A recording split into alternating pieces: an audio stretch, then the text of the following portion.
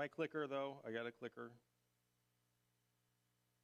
So we're talking about the 4 Sundays in Advent, the anticipation or preparing for Christmas, right? Did it go out already? Oh, that's a bad sign.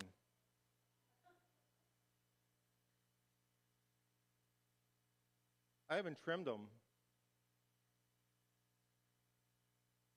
That's why they look so awful. If you come up and look, it's all right. All right, we'll just pretend. I know. Just don't tell anybody.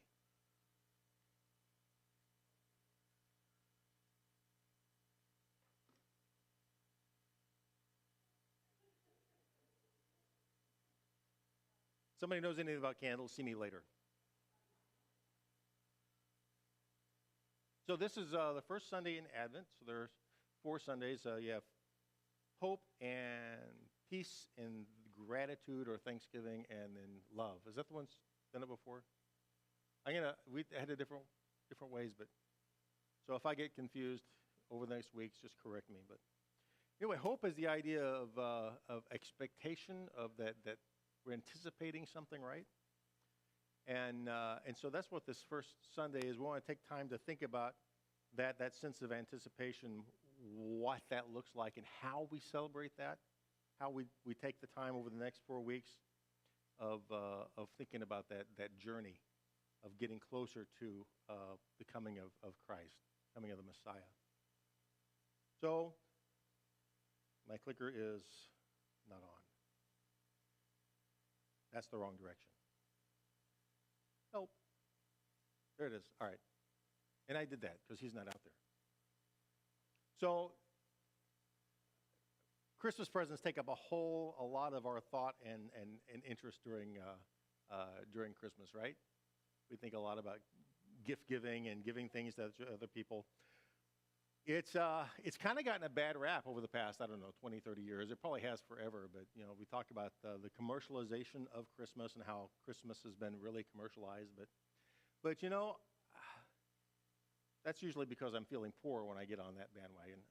It's really that idea that this season, this time of year is invested in giving to other people is really significant. And that's something I think it's worth taking time to think about, that we actually spend a great deal of effort this time of year thinking about other people that we don't other times a year, typically, as a culture. And I think that's a good thing. I think that's an important thing. So the idea of giving gifts, don't feel bad because you want to give gifts to people.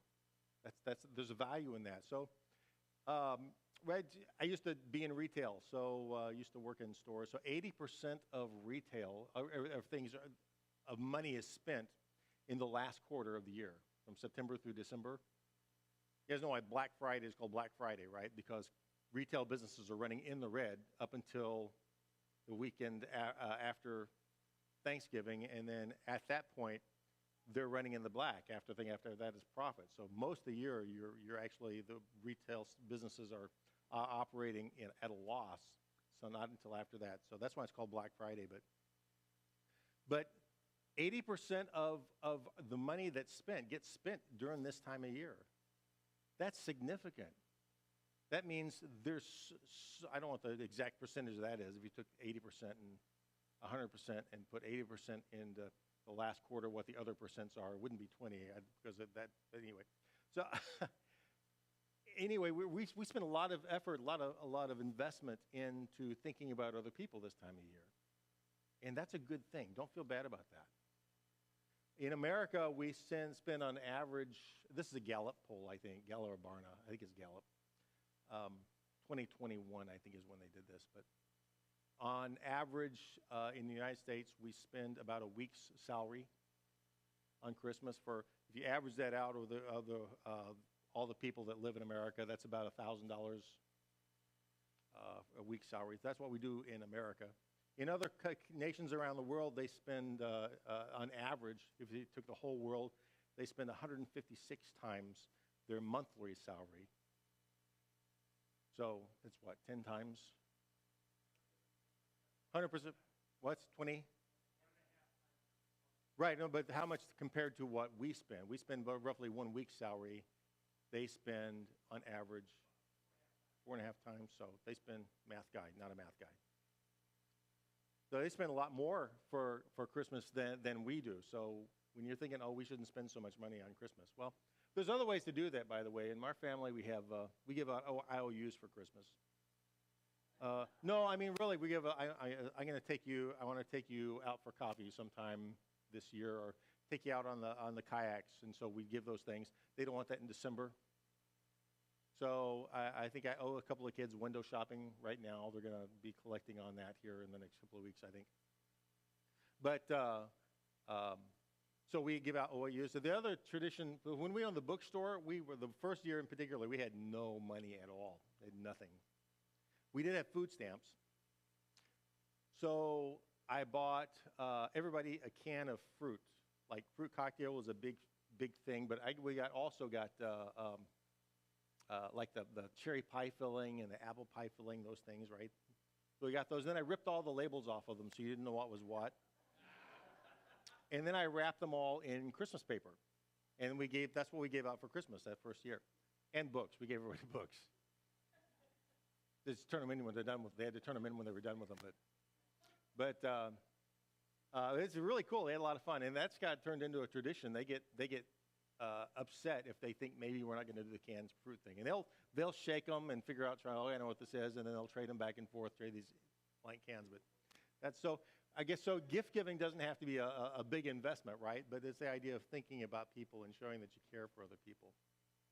So there's a lot of questions about where gift giving came from. The earliest record that we have of the historical gift giving as far as a cultural thing was Rome. They celebrated this holiday called Saturnalia. Saturnalia. Is that what it's called? Yeah. Saturnalia. I can see it when I look up there. And that was around December 19th when they did that. And then when Constantine became a Christian, and there's all kinds of speculation as did he really, or was it a political thing? Who cares? Who knows? He's dead. We don't know. If we see him in heaven, great. Yes, sir. Well, we don't know that. We know that. That's a legend, and it could have happened, and hopefully we'll hear from him. But yeah, we don't know what happened because we weren't there. But so one of the legends is that the Spirit of God actually came and spoke to Constantine, and that's how he became a Christian.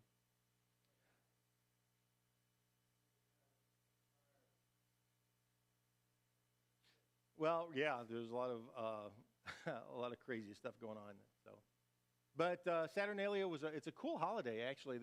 So for one day a year, there's no such thing as a king. There's no such thing as a slave or a peasant. They would all level the playing field. Everybody was considered equal for one day, and they would exchange gifts. So that's the idea behind Saturnalia, and very, very popular holiday. And so when Constantine became a Christian, it would have been very, very difficult to do away with that holiday. So instead, they just attributed it to the birth of Christ, and so they just combined those things.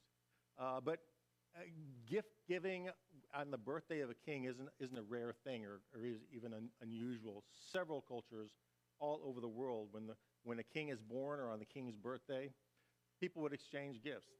The king, the president, doesn't want anything they have to offer. So everybody giving gifts to the kings is kind of a problem for everyone. And so, but exchanging gifts so that everybody is joyful in celebrating the day of the king's birthday, it's a fun, good idea. So it just makes everybody in the kingdom happy. So that's real common. The other tradition is suggested that Christian gift giving came from, attributed to the Magi, or Magi. I misspelled it right. Well, there's only one G. I was getting some Rod Stewart in there. Sorry. Those of you that get it, great. Those of you who don't, bless you. I didn't include on there, another thing for gift giving is attributed to the turkeys are out there. That's all. That's fine. Sorry, distracted. There's like 15 turkeys out there in the backyard. Santa Claus is very commonly we talk about gift giving. And our family for a long time, was it December 6th or 7th? 6th. December 6th. St. Nicholas Day was St. Nicholas's birthday. And St. Nicholas was a guy. It was a day he died. Well, okay, so yeah, he was in Turkey about the 12th century. This guy was a wealthy. He's an orphan, but his parents died, and he left him with a lot of money. So he had a choice of either becoming Batman or becoming Santa Claus. And he chose Santa Claus. So he hired a woodworker who would make toys for all the kids in the town or the area, and give gifts to everybody. Anonymously, it wasn't until after he died that they figured out he was doing this. The big story that people remember is that there were these three daughters who, their parents were also wealthy merchants until there was a big storm and they lost all their wealth at sea. And so the oldest of these three daughters was going to sell herself into slavery so her two sisters could have a dowry. And so the story is St. Nicholas one night took a whole bunch of gold coins and threw them in the window, and their stockings were hanging to dry, and so the coins went into the stockings, and so that's why we have stockings. But that's so the people will celebrate Christmas and St. Nicholas Day. There's St. Nicholas didn't get attached to Christmas until 1910 with the poem.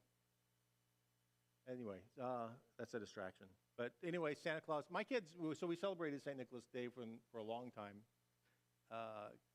One bad experience where we were in the mall, me and my oldest, he was like 4, about this tall, and we went to the mall and we're walking around. Some sweet little elderly lady bends down to him and says, "So what's Santa Claus bringing to you this year?" And he said, "Nothing, he's dead." So, yeah, I got the evil Grinch stare from that one. But yeah, so Santa Claus, that's not a bad thing. That's including that idea of giving is not a problem at all. So we get to is it Magi or Magi? Magi? Okay. Yeah. Well, they've been dead for a long time, so but the story for them, it's a little different. We wonder why. What's up with them? How did they show up? What was the context of that? We know that they were astrologers, and so they looked at the stars, and that was where they gathered their information. But there's more to that than that. It says Matthew 2:1-2 says, "Now after Jesus was born in Bethlehem in Judea," so that means they didn't bring Christmas presents to him. It was after he was born, but if you want to be splitting hairs on things, that's a great splitter.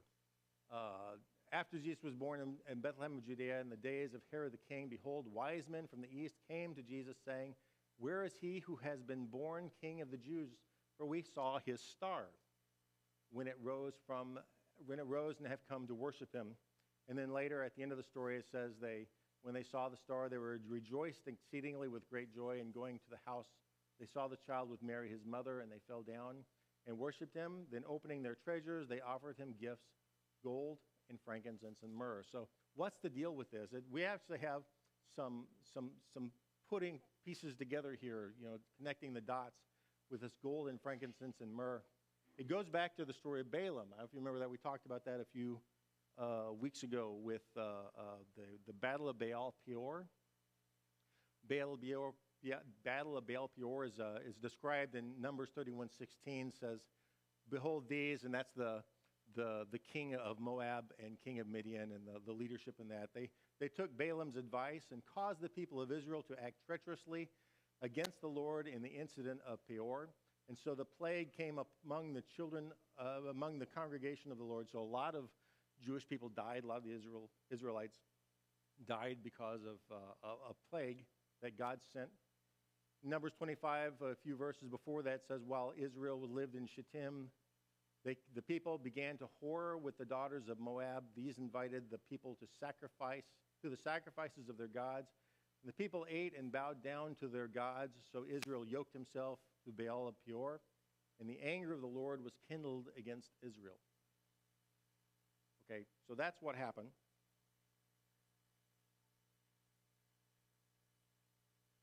Balaam had been hired by the king of Moab to curse Israel.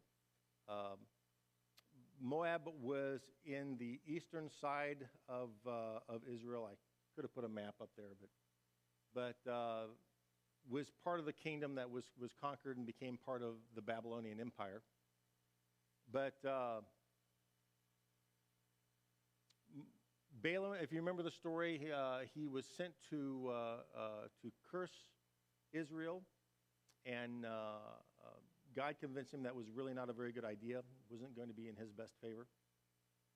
So he went up and he actually blessed Israel 3 times. And the king of Moab was ticked. He was very unhappy and was about to kill Balaam. That's part of the reason why Balaam kind of backpedaled and said, hey, you know what? I can't bless them, but I can't curse them. I have to bless them. I have to do what God says to do. But he had a little caveat and says, well, if you do these things, these will make God mad at them, and then kind of the same thing. You have a problem there. So that's what Balaam did. But after he did the 3 blessings, he then gave a prophecy, and this is that prophecy. And the whole thing, it says, he took up his discourse and said, the oracle of Balaam, the son of Beor, the oracle of the man whose eye is open, the oracle of him who hears the words of God and knows the knowledge of the Most High, who sees the vision of the Almighty falling down with his eyes uncovered. So that's kind of I'm good. That's what he was saying. But then he says, the prophecy is, I see him, but not now. I behold him, but not near. A star shall come out of Jacob, and a scepter shall rise out of Israel. It shall crush the forehead of Moab and break down the sons of Shet. And the king of Moab goes, oh. So there is going to be recompense for this offense that Moab has caused against Israel. That's what they've determined at this point. So fast forward about 400 years. And in this same region, in the area of Babylon, there is a superstar. He's a really famous guy, very well respected. He's a financial genius, and he also happens to prophesy in the name of God. And so they write down everything he says, and he gives this prophecy. And I apologize, it's fairly long, but most of what we're looking at is I like to do the whole thing. The 70 weeks are decreed. That's the most important part we look at. 70 weeks are decreed about your people and your holy city, to finish the transgression, to put an end to sin and to atone for iniquity, to bring in everlasting righteousness, to seal both vision and prophet, and to anoint a most holy place. Know therefore and understand that from the going out of the word to restore and build Jerusalem to the coming of an anointed one, a prince shall there be 7 weeks. Then for 62 weeks it shall be built again with squares and moat, but in a troubled time. And after the 62 weeks, an anointed one shall be cut off and shall have nothing, and the people of the prince who is to come shall destroy the city and the sanctuary. Its end shall come with a flood, and to the end there shall be war. Desolations are decreed. I think I missed some there, and he shall make a strong covenant with many for 1 week, and for a half the week he shall put an end to sacrifice and offering. And on the wing of abomination shall come one who makes desolate. Unto the decreed end is poured out on the desolator. I apologize. I hope you were reading along because I think I skipped some parts. But anyway, this is what they were looking at. This is when the prophecy was given, and you count 70 years or so, or 490 years altogether, because weeks and days and years in these cultic languages, or the Celtic, no, not cultic, Celtic, what's the word? Semitic languages, they, periods of time are interchangeable, okay? So the Magi are looking at these different periods of time for weeks, and then also for months and for years and for decades. And when they start seeing, they start looking at this or in the 470, 490 year time, knowing that this time is coming up again, guess what they see? They see a star, and they go, oh, this is not cool. This is really scary stuff. So that's why you say that when they come, they bring 3 specific gifts. They bring gold and frankincense and myrrh. So if you're a pagan idolater, the way that you deal with this is, I want to make, if I did something to make a god unhappy, then I have to find specific ways to make that god happy. Does that make sense? So the punishment or the recompense has to somehow fit the crime. And so we have these 3 specific items. We have gold because the king of Moab promised Balaam his house full of gold. And then we have myrrh because myrrh was a Moabite aphrodisiac. Song of Solomon 5:5 talks about her fingers drip with myrrh. And so it was representing the sexual nature of the offense against God. And then frankincense was a healing, or it was an embalming herb, and what they used for treating the dead. So these gifts are actually telling that story of the offense of the Moabites against Israel in Baal of Peor. Make sense? By the way, in Isaiah 60, about 100 years before Daniel, we also got this prophecy. So Daniel's prophecy was in Babylon. It was actually where that prophecy was given. 100 years before that, Israel actually received a prophecy. Isaiah 66 says, a multitude of camels shall cover you. So there weren't 3. There was actually 3 camels nobody would have cared about. There was a bunch of guys that came that brought a bunch of gifts. Young camels of Midian and Ephah, and all those from Sheba shall come, and they shall bring gold and frankincense, shall bring good news and praises of the Lord. So this is something that we're seeing in several places in Scripture. So when we think about gift giving, we're giving gifts. Probably the Magi is probably not the best example to use for gift giving. Their justification for giving gifts was, please don't hurt us. So, but we do have those kinds of gift giving, don't we? We do that, and so we give. I want to give you gifts because I don't want to be embarrassed because I didn't get you any, that sort of thing, same kind of thing. Or we give gifts because I want this person to like me more, or because I'm obligated because it's my mother-in-law. I'm taking her shopping this afternoon. Pray for me. Yeah, I just stand there and just do what I'm told. What I do, I let her go and do her thing, and I stand off at a distance. And when she looks ready to go, I just happen to be at the same place. So I just watch her from a distance as best I can. But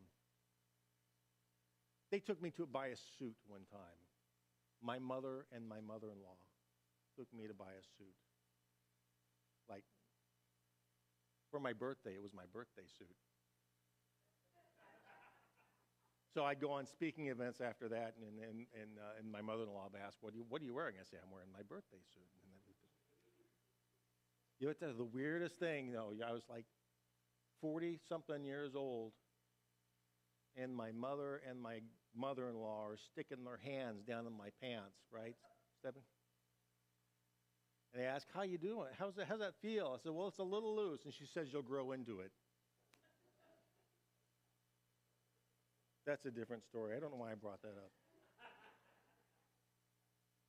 So the Magi, their gifting, it was a recompense. It was I want something out of this deal. That was their purpose for giving.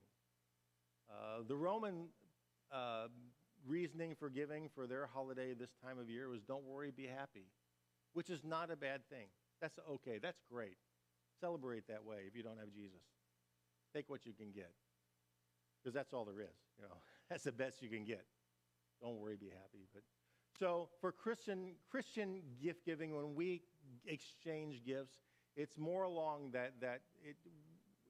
in our celebration, in our worship, it's more along that kind of gift giving that was traditional across many cultures, that we give to each other in celebration of the birthday or the coming of the King.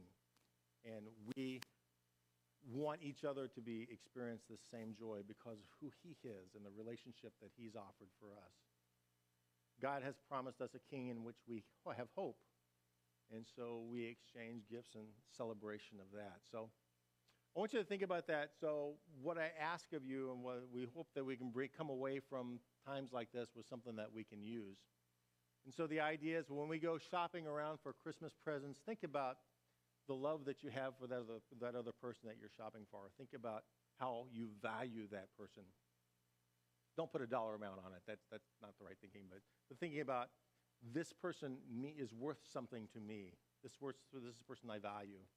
And then, so when you consider the cost and consider these things that you're purchasing or offering, not necessarily purchasing. Some things are free, right? Like, come over to my house for coffee. Well, that'll be our Christmas present. Let's go for a hike in the woods. You're thinking, no, but it's the wrong time of year. But think about how costly maybe those things are. And while I'm not suggesting that you go into debt for Christmas presents, because people do that, I think it's a really bad idea. But, sometimes the thing that you really want to offer to that person feels like it's right outside of your range of what you can afford. Think of it as like maybe right at the limits of what you can afford. And when you're experiencing that tension, think about who God is and what God gave, and how God gave everything. So that tension that you're experiencing about those couple of extra dollars or that little extra time that is going to be hard for you to give, think about how hard it must have been for God giving Jesus, his son. Oops, I went the wrong direction. That's bad in Christmas season. So think about how much God feels in offering to you, and make that a thing of worship when you're thinking about the gifts that you're offering to other people. Think about what God has offered to you and given to you. Is that helpful? When you're putting your packages under the tree or wherever you hide them in the closet, whatever. One year we tried hiding gifts around the house. We have 10 kids. That didn't work so well. But when you're placing those gifts, think about how Jesus has been sent for you as a perfect gift. He's just the right thing. And sometimes we deal with that sense of expectation. Sometimes I buy things for the kids and I just can't wait to give it to them. And then it's under the tree and they're there and they start to unwrap it and I start emotionally backpedaling and thinking, I really hope they like it. I really hope this is what, I haven't misinterpreted Pokemon or where the other thing was that I don't understand, a whole different language. So I hope I didn't get it wrong. I hope that they really appreciate this thing that I've given them. You ever think that, oops, I'm going the wrong direction. You ever think that God experiences that same risk, that same fear of rejection? And that the gifts that he's offered to you as Christ for salvation, that's one. But even in the gifts of giftings that he's offered you in the life and things that he's given you, your abilities in those ways so that you can be involved in his reality. You ever thought he's saying, I hope they grab hold of this. I hope they take this on. Experience that. So when you're feeling that sense of tension in yourself about what you're offering to somebody else, think about that sense of tension that God's experiencing too. So making gift-giving a thing of worship. When you open your presents, just take a moment to thank Jesus for being King. Thank you for being who he is. For that the fact that you have life, the fact that you have breath, and that life and that breath is something that you can enjoy forever. It's the gift that keeps on giving. Jesus has offered you eternal life, an eternal experience in his presence.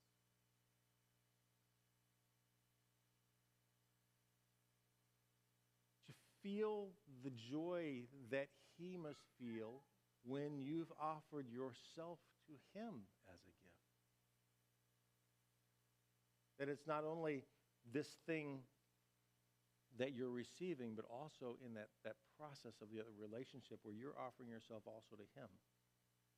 This is that celebration of giving, and this is that hope, that expectancy that we're living and we're experiencing. And finally, remember that when it's all done and all the gifts are gone and all the wrapping paper has been disposed of, however you choose to do that. Fire department probably scared of this Christmas morning. We've had a wood stove one time, and we put all the wrapping paper in the silver pipe was red because of all the paper that was burning in it. But when all that's gone, you have to have the Christmas blues where there's no more presents to wrap, and the kids are all looking for something that might have been lost. Think about this. There's one more present that's yet to be opened. And that's that Jesus is coming again. That this story is not over. The story of Christmas, of God sending His Son to die on the cross for our sins, is not something that ended when He died on the cross, but He's coming again, and it's going to be cool. And our experience of the God that begins. It says you can't even imagine what it's going to be like. So eye has not seen, nor has ear heard, nor has it entered into the thoughts of man what God has prepared for those who love Him. There's a gift yet to be opened. So just want to ask you if you have a relationship with Christ, if you know Him in a living and vibrant relationship, if you know who Jesus is and that He's alive in your life today. And if the answer to that is no, hey, let's talk. Let's get together. We should have that conversation because there's a gift there that's waiting for you with your name on it that you haven't received. If you have experienced that and you feel like, oh, well, this world is just overwhelming. There's just too much stuff that I have to worry about. Remember that you've got a gift there that's not been opened yet. And it's got your name on it.